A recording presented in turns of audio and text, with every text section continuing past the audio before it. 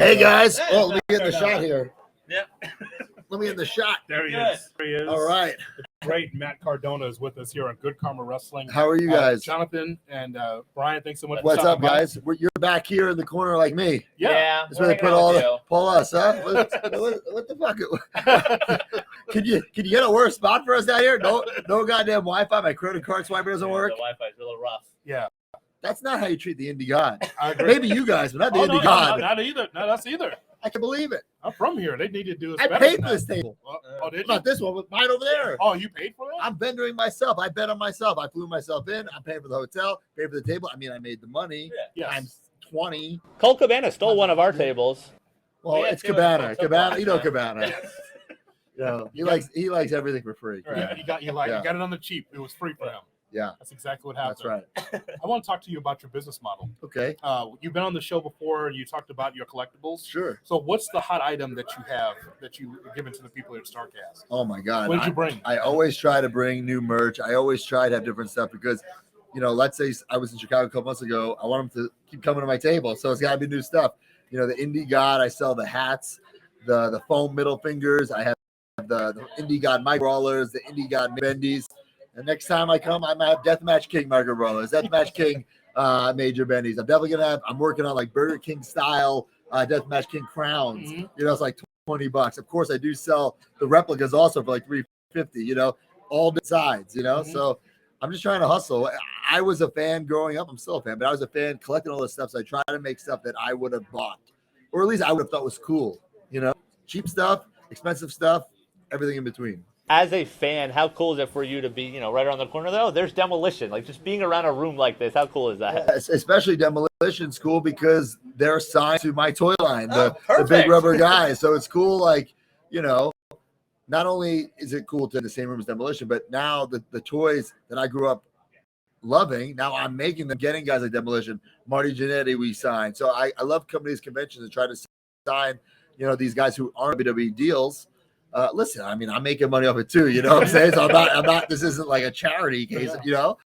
But it's good business. The collectible business is booming. Mhm. The wrestling business is booming. And if these guys are under exclusive deal, I think they should go out and make as much money as possible. It's always been said that if New York does well, then the whole wrestling business does well. Yeah. That's an old phrase from wrestling. So what do you think of the business right now? 2023, where we are right now. What do you think of it?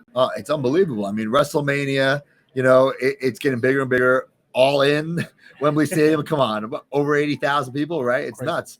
It's the best time to be a wrestler, best time to be a wrestling fan.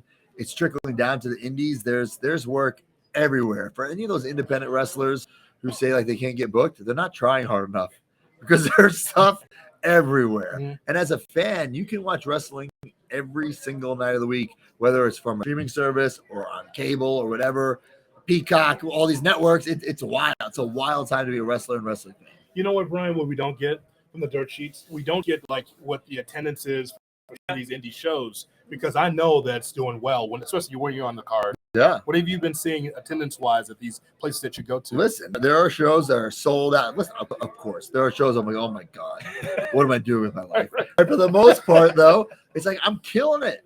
Like I'm having great matches. The fans are loving it. I'm killing at the merch table. Most times I'm making more money selling merch and meeting fans than I am on the shows, and I'm getting paid a lot.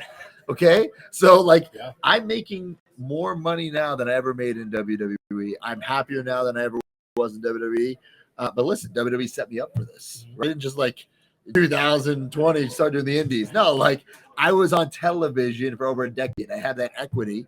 Then I flipped it. I switched it, and I made the people hate me for it. So it's all like what you do. Everyone's in control of their own, character, persona, whatever.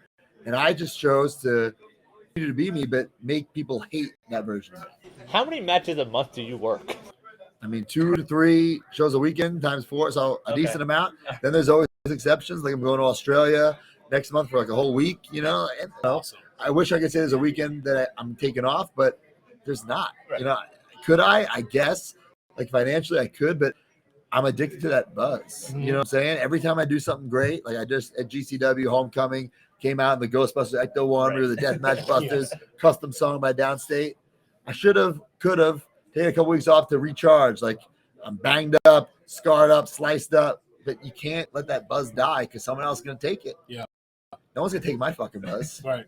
We also forgot to congratulate him on being 1/4 of the WWE Women's Tag Team Champion. It's actually one half of one half.